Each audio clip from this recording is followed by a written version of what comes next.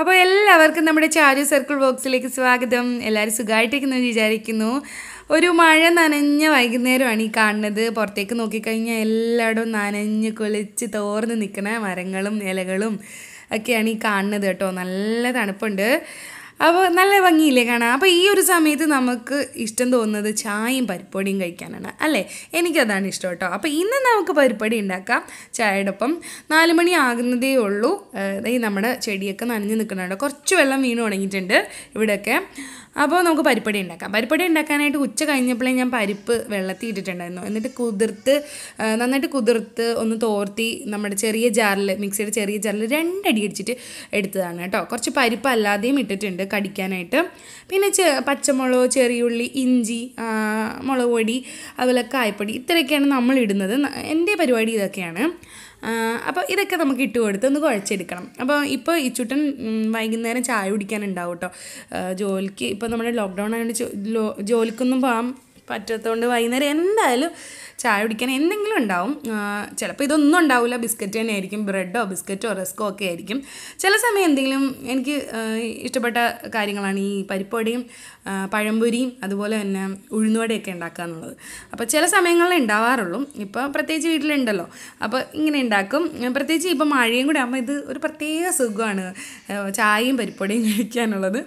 അപ്പോൾ ഞാൻ ഉപ്പുനീരാണ് കേട്ടോ ഒഴിക്കുന്നത്, അതാണ് ഒഴിച്ചത്. പിന്നെ കായപ്പൊടി ഇടുക, കുറച്ച് മുളക് പൊടി ഇടുക. എന്നിട്ട് നമുക്ക് എരിവിന് അനുസരിച്ച് മുളക് പൊടി ഒരുപാട് വേണ്ട, പച്ചമുളക് ചേർക്കുന്നുണ്ട്. അപ്പോൾ അതുകൊണ്ട് എന്നിട്ട് നമ്മളൊന്ന് കുഴച്ചതിന് ശേഷം പരിപ്പൊടി ഉണ്ടാക്കിയെടുക്കാം.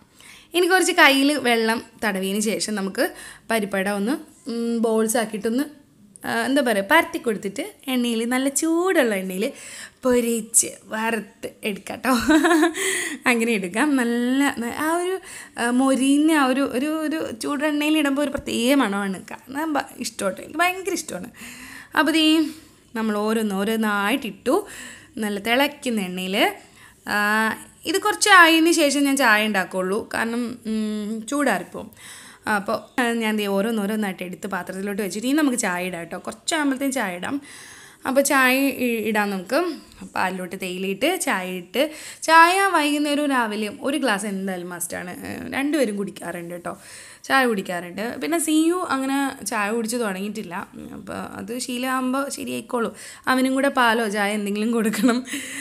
എന്നിട്ട് ഞങ്ങൾ വന്നിരുന്നു കഴിഞ്ഞപ്പോഴത്തേന് സിയു കുറച്ചൊന്ന് ഇതായി. പരിപ്പട ചൂടോട് അങ്ങനെ അധികം കഴിക്കില്ല. അപ്പോൾ ചൂട് അരച്ച് വേണം കൊടുക്കാൻ. അപ്പോൾ അവന് കുഴപ്പമെന്ന് വെച്ചാൽ ഡാഡയ്ക്ക് കൊടുക്കണം, ഡാഡ സിയുവിന് കൊടുക്കണമെന്നാണ് പറയണത് സിയു. അപ്പോൾ എന്നിട്ട് ചായയിൽ മുക്കി കൊടുക്കണമെന്നൊക്കെയാണ് ഈ പറഞ്ഞുകൊണ്ടിരിക്കുന്നത്. അവന് മുക്കി ഏതോ ഒരു സമയത്ത് നമ്മൾ ചായയിൽ മുക്കി ഡാഡയോ അവനോ കാണിച്ചിട്ടുണ്ട്. അപ്പോൾ അത് കണ്ടിട്ടാണ് പിന്നെയും പരിപ്പട അങ്ങനെ മുക്കി കഴിക്കണമെന്ന് ആഗ്രഹിക്കുന്നത്. അപ്പോൾ അങ്ങനെ കുറേയൊക്കെ എന്താ പറയുക പരിപ്പട കുറച്ച് കൂടുതൽ ഉണ്ടാക്കിയിട്ടുണ്ടായത്. ഭയങ്കര ചെറിയ പരിപ്പടയാണ് കേട്ടോ ഞാൻ ഉണ്ടാക്കുള്ളൂ, കാരണം ഞങ്ങൾക്ക് അധികം വേണ്ട. അപ്പോൾ കുഞ്ഞു പരിപ്പട പെട്ടെന്ന് ഇറങ്ങിപ്പോക്കോളും. പിന്നെ അത് കഴിയുമ്പോൾ നമ്മുടെ ക്രാഫ്റ്റിൻ്റെ റൂമൊന്ന് അടിച്ചു വരണം. കുറച്ച് എന്താ പറയുക പേപ്പറും അതുമൊക്കെ വാരിയിട്ടിട്ടുണ്ടായിരുന്നു, അത് ഞാൻ അടിച്ചിട്ടുണ്ടായിരുന്നു. ബാക്കി എല്ലാവരും ഉച്ചയ്ക്ക് മുന്നേ തന്നെ എൻ്റെ എല്ലാ പരിപാടിയും തുടച്ച് തൂത്ത് ഒക്കെ എല്ലാം കഴിയും. വൈകുന്നേരത്തേക്കുള്ള ഭക്ഷണമൊക്കെ കഴിയും. അപ്പോൾ പിന്നെ ഈ ഒരു ഭാഗം ഒന്ന് ക്ലിയർ ആക്കിയതാണ്.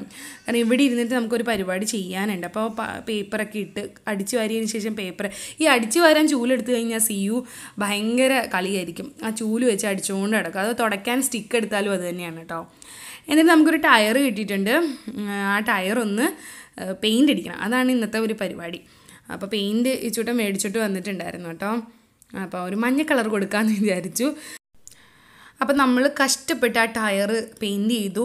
തൂക്കി നിർത്തി പെയിൻറ്റ് ചെയ്യുകയാണെങ്കിൽ പെട്ടെന്ന് പെയിൻറ്റ് ചെയ്യും. പക്ഷേ അങ്ങനത്തെ ഒരു സാഹചര്യം ഇല്ലാത്തതുകൊണ്ട് നിലത്ത് വെച്ച് ഞാൻ കഷ്ടപ്പെട്ട് പെയിൻറ്റ് ചെയ്തു. ഒരു കോട്ട് ചെയ്തിട്ടുള്ളൂ. എന്നിട്ട് ഉണങ്ങട്ടെ എന്ന് വിചാരിച്ച് വെച്ചിട്ട് ഞങ്ങൾ പുറത്തോട്ട് ഇറങ്ങി. നമ്മൾ ഫ്ലാറ്റിൽ നിന്ന് ഇറങ്ങുമ്പോൾ ഇങ്ങനെയാണ് ഈ ഒരു ഭാഗം. ഞങ്ങളൊരു 6 മണിയൊക്കെ കഴിയുമ്പോൾ ഞാനും സിയൂട്ടനും താഴത്ത് ഇറങ്ങും കേട്ടോ. അത് സെറക്കുട്ടി ഉണ്ടാവും, സെറക്കുട്ടിയുടെ അമ്മ ഉണ്ടാവും. അപ്പോൾ അങ്ങനെ ഞങ്ങൾ കുറച്ച് നേരം ഗ്രൗണ്ട് ഫ്ലോറിൽ കിടന്ന് കളിക്കുന്നുണ്ട്.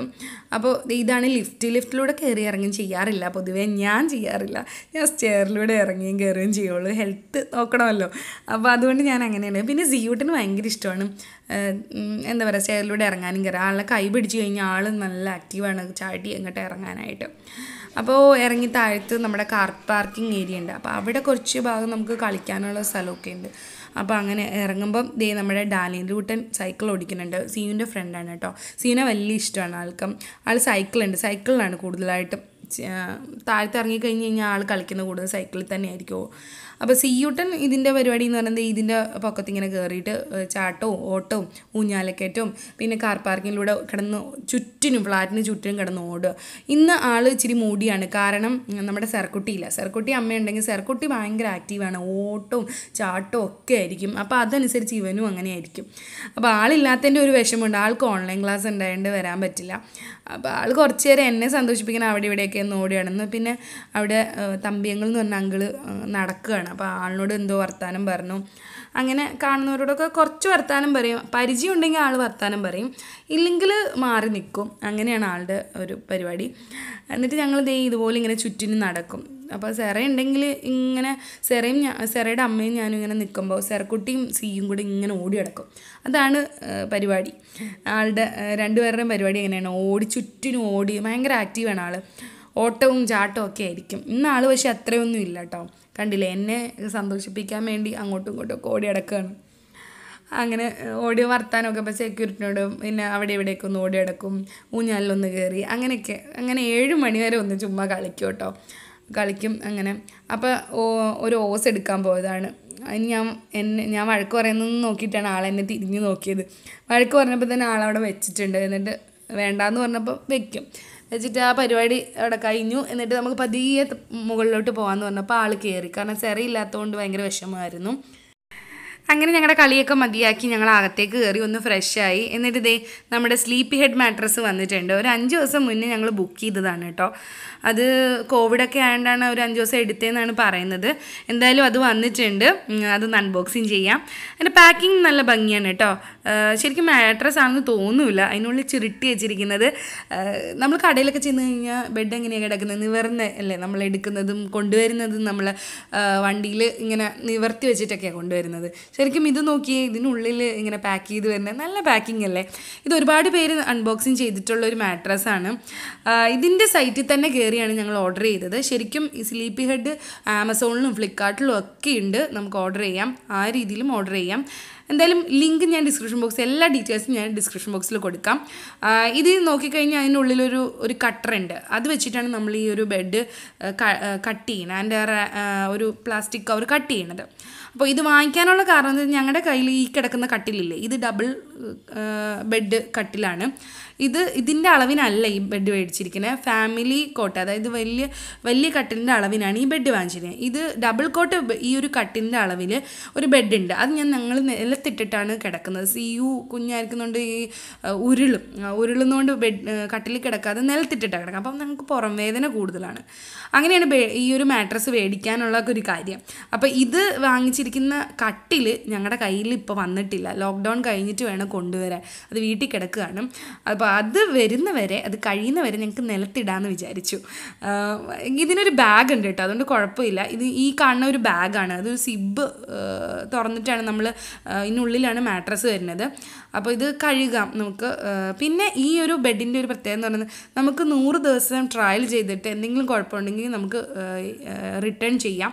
അങ്ങനെ ചെയ്യാം. 100 ദിവസം നമുക്ക് ട്രയൽ ഉണ്ട്. അതുപോലെ തന്നെ നല്ല സോഫ്റ്റാണ്. നമ്മൾ തുറന്ന് കഴിഞ്ഞാൽ ആ ഒരു പ്ലാസ്റ്റിക് കവർ തുറന്നു കഴിഞ്ഞാൽ കുറച്ച് സമയം കഴിയുമ്പോൾ ഇതങ്ങോട്ട് വികസിക്കാം. അതാണ് ഇതിൻ്റെ ഒരു പ്രത്യേകത. അപ്പോൾ ആ ചുരുണ്ടിരുന്ന ആ ഒരു ബെഡ് ശരിക്കും കുറച്ച് സമയം കഴിയുമ്പോൾ അതങ്ങോട്ട് വികസിച്ച് നല്ല ബെഡായി മാറും. ഇതിൻ്റെ കട്ടിൽ വന്നിട്ട് വേണം അതിൻ്റെ മുകളിൽ ഇടാൻ വേണ്ടി. കട്ടിൽ ലോക്ക്ഡൗൺ കഴിയുമ്പോൾ കൊണ്ടുവരണം. അപ്പോൾ ഇന്ന് ഇത്രയൊക്കെ ഉള്ളൂ. ഇതിൻ്റെ എല്ലാ ഡീറ്റെയിൽസും ഇതിനൊരു കാര്യം പറയാനുള്ളത്, ഇത് ശരിക്കും പറഞ്ഞാൽ ഒരു സിംഗിൾ, ഡബിൾ, കിങ്, ക്യൂൻ എന്ന് പറഞ്ഞിട്ട് കാറ്റഗറൈസ് ചെയ്തിട്ടുണ്ട്. അതിൽ തന്നെ 3-4 രീതിയിൽ കൊടുത്തിട്ടുണ്ട്. അതായത് നമ്മുടെ ആവശ്യാനുസരണം കട്ടിൻ്റെ അളവ് നോക്കി നമുക്ക് എടുക്കാം കേട്ടോ. അതെല്ലാം ആ ഒരു സൈറ്റിൽ കയറുമ്പോൾ എല്ലാ ഡീറ്റെയിൽസും ഉണ്ട്. അതിൻ്റെ എല്ലാ ഡീറ്റെയിൽസും ഞാൻ കൊടുത്തേക്കാം ഡിസ്ക്രിപ്ഷൻ ബോക്സിൽ, കണ്ടു വെക്കുക. അപ്പോൾ ഇന്ന് ഇത്രയൊക്കെ ഉള്ളൂ. ഇനി ഈ ബെഡിൽ കിടന്ന് വേണം ഇന്ന് ഉറങ്ങാൻ. അപ്പോൾ എല്ലാവർക്കും ശുഭരാത്രി. അപ്പോൾ പുതിയ വീഡിയോ ആയിട്ട് വീണ്ടും കാണാം. ടാറ്റാ, ബൈ.